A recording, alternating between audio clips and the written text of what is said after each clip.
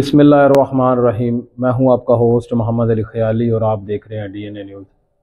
नाजरीन, आज मैं जो पैगाम लेके आया हूं वो ये है कि टेलीनर के तकरीबन 4 करोड़ जो सार्फिन हैं उनके लिए एक बहुत बड़ा झटका है कि टेलीनर की जो कंपनी है वो सेल हो गई है। PTCL ने वो ख़रीद ली है। तो अभी 1 जनवरी 2024 से जितने भी सार्फिन हैं उनको एक बार जब अपग्रेडेशन होगी या कनेक्शन चेंज होगा या रूल चेंज होंगे, आपके इजी पैसा में जो बैलेंस है वो आप निकाल लें।